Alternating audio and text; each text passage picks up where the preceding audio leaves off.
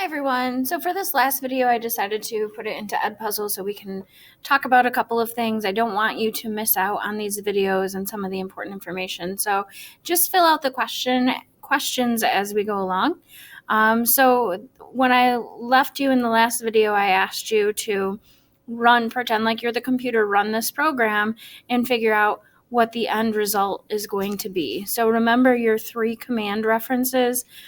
Or the references right here, you can remove an item and it'll show you the list and then the index number. Append an item, which basically means just add an item to the end of the list, and insert an item, which would have the name of the list, at which index you need to insert it, and then the item that will be inserted. So let's practice with this. So here's your original B list. Oops. So the first term, hold on 1 second.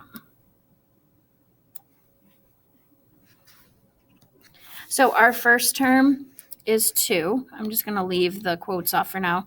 Then we have 5, and then we have PO.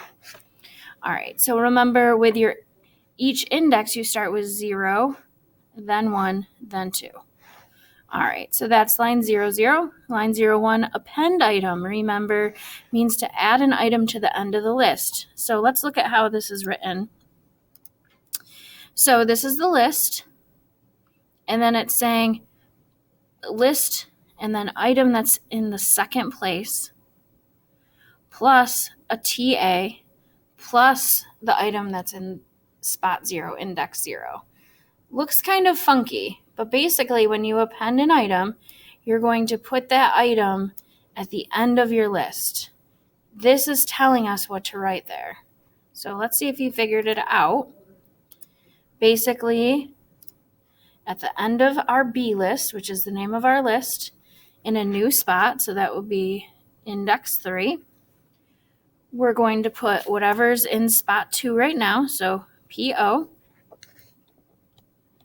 plus we're going to add to it TA, plus whatever's in index 0 of our list. Index 0 of our list is TO. Potato is now in index 3. So you have 4 elements right now. All right. The next line of this code says to insert item. So we're going to add another item in our B list, which is our list. Now, this is typically the index. Well, you got to do a little math. 2 minus 1 is 1. So in this spot here, we're going to insert the word go. We don't remove this item. We're just going to insert the word go here. So 2 is going to stay. Go is going in the 1 place. And then everything else gets shifted over. So 5, PO, and then our potato. So now we have 0, 1, 2, 3, and 4 for each index. And we have 5 elements altogether in our list. The last thing is to remove an item from the list. And when you remove an item, everything just gets shifted over. So the B list, which is our list, it wants us to remove whatever's in index 2. So index 2. So what would that end up being? To go potato. Kind of weird, but there it is. So again, you start with your list, and then we added an item to the end of the list by doing a little bit of math and reading that code and using the index. And then we had to insert an extra item in this spot. Everything got shifted over, and then it wanted us to remove this item. All right, what is the length of the list at the end? There's 4 elements, and it has for each index it's 0, 1, 2, and 3.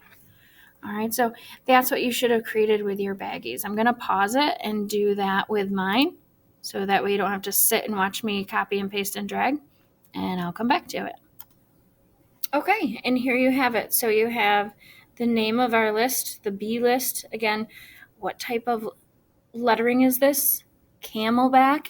Okay, you're not starting with a number. Each new word starts with a capital letter instead of using the spaces. You can't have spaces. So each index, you start with 0, 1, 2, 3, and up. And then we have to go, potato. Kind of funky, but that's what it ends up with.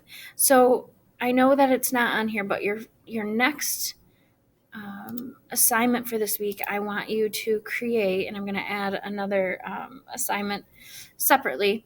I want you to create a code or a program to run where I want you to create your own list, and I want you to have at least one of each of these commands in it.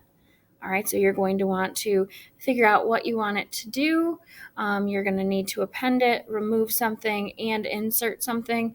Make sure that you use the correct index, and make sure you have everything listed as you should.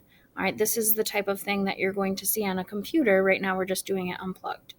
So that'll be your next assignment. In the next videos, I'm going to, and we may go through these in class if you're here. If not, you're going to want to watch these 2 videos. Before we do that, I just want to wrap this up. So some key takeaways for this first lesson. A list is an ordered collection of elements. So that's the list, and here's the name of your list. If you were going to write this list without baggies, so actually on the computer, remember you have the var or variable favorite numbers. Again, this is camelback writing. Okay, there's no spaces. It can't start with a number. Square brackets, and then all of your numbers are not in quotes where any letters or words need to be in quotes, like these are here. All right. Each of these numbers in this case are elements.